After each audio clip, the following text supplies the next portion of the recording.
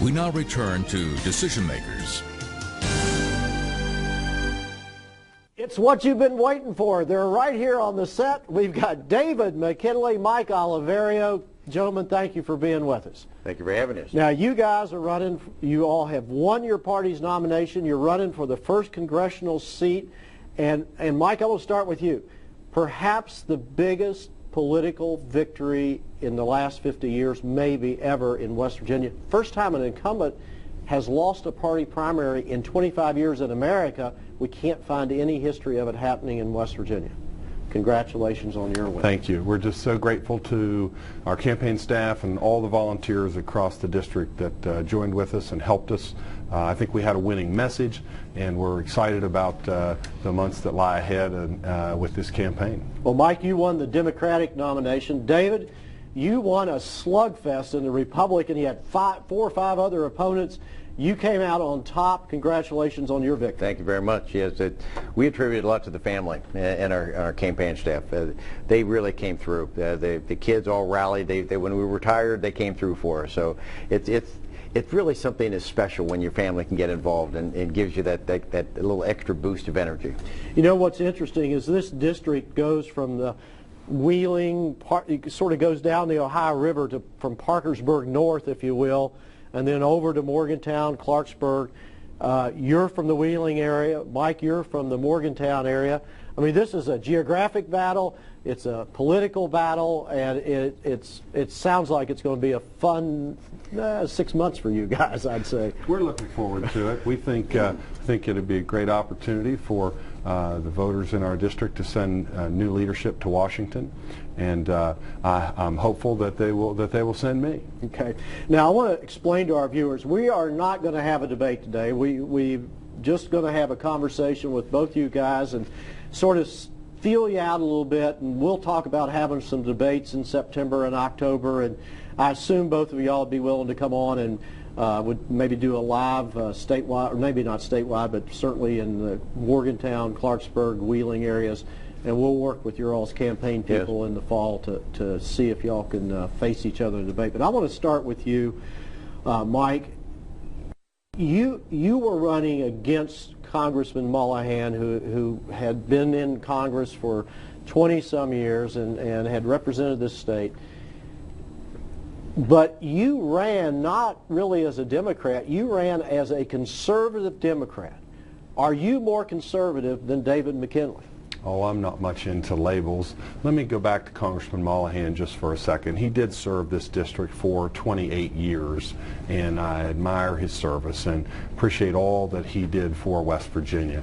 We just simply felt it was time for a change, a different direction in the type of leadership that was being provided, and a change in the representation that was provided. But clearly, I think philosophically I line up with a lot of West Virginians. I believe that government shouldn't spend more money than what they bring in. I believe that government should have a limited role. That I believe that you know, when you look at the gun issues, I have an A rating with the NRA. You know, pro-life issues, I'm pro-life. So I think my views line up with the people of northern West Virginia, and that's why we're seeking to represent them in Washington. David, you all had a particularly nasty campaign all the way through with Sarah McNair and with Mac Warner. Do you think the general election will have that same tone, and certainly Mike had a negative campaign with Congressman Mullahan. Do you see the negative kind of ads taking place in this campaign, or do you see it more a battle of ideas? So there's I think our intention obviously is to try to keep it on the issues, but if you get into controversy, I guess it's all in the eyes of the beholder, right? Is whether someone says that's you know, whose ox is being gored. I hope it stays on the up and up, but we're going to have some contrast. Mike, it's an interesting situation right now in Washington. All of the polls would suggest that any incumbent is in trouble and out of favor with the voters. I mean, and I don't know that there's ever been a time in Washington that the ratings of Congress have been lower than they are now as far as how the American people view them and respect them. if you go to Washington as a Democrat, how can you change that, or are you going to be forced to go along with the party, with the Obamas and the Pelosi's, and sort of how Washington's being run right now?